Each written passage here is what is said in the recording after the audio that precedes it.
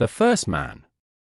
In the time before there were any people on earth, a large pea vine was growing on the beach, and in the pod of this pea the first man lay coiled up for 4 days. On the 5th day he stretched out his feet, and that bursted the pod. He fell to the ground, where he stood up, a full-grown man. He had never seen anything that looked like him, and he did not know what to make of himself. He looked around, and then at himself, then he moved his arms and hands, and was surprised that he could do it. He moved his neck and his legs, and examined himself curiously. Looking back, he saw the pod from which he had fallen still hanging to the vine, with a hole at the lower end out of which he had dropped. He went up and looked in through the hole to see if there were any more like him in the pod. Then he looked about him again, and saw that he was getting farther away from the place where he started, and that the ground seemed very soft and moved up and down under his feet.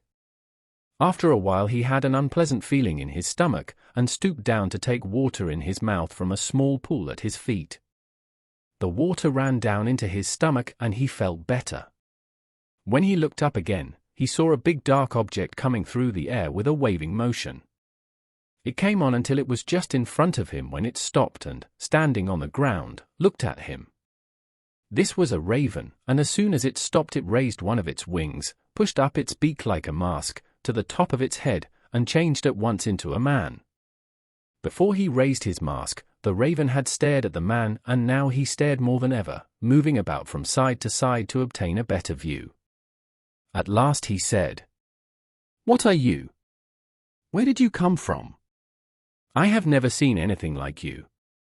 He looked again, and said, "You are so much like me in shape that you surprise me." Presently he said, "Walk away a few steps so that I may see you more clearly. I am astonished at you. I have never before seen anything like you. Where did you come from?" "I came from the pea pod," said man, pointing to the plant from which he came. "Ah," exclaimed Raven, "I made that vine, but did not know that anything like you would ever come out of it. Come with me to the high ground over there. This ground I made later, and it is still soft and thin, but it is harder and thicker over there." They came to the higher ground, which was firm under their feet. "Have you eaten anything?" Raven asked man. "I took some soft stuff into me at one of the pools," replied man. "Ah. You drank water," said Raven. "Now wait for me here." He drew down the mask over his face, changing again into a bird, and flew far up into the sky, where he disappeared. Man waited where he had been left until the 4th day, when Raven returned, bringing 4 berries. Pushing up his mask, Raven became a man again and held out 2 salmon berries and 2 heath berries. "Here is what I made for you to eat. I wish them to be plentiful over the earth. Now eat them." Man took the berries and placed them in his mouth one after the other, and they satisfied his hunger, which had made him feel uncomfortable. Raven then led man to a small creek nearby and left him till he went to the edge of the water and molded 2 pieces of clay into the form of a pair of mountain sheep. He held them in his hand till they were dry, and then called man to show him what he had done. "Those are very pretty," said man. "Close your eyes for a little while," said Raven. As soon as man's eyes were closed, Raven drew down his mask and waved his wings for times over the images, when they came to life and bounded away as full-grown mountain sheep. Raven then raised his mask and said, "Look! Look quick!" When man saw the sheep moving away full of life, he cried out with pleasure. Seeing how pleased he was, Raven said, "If these animals are numerous, perhaps people will wish very much to get them." "I think they will," said man.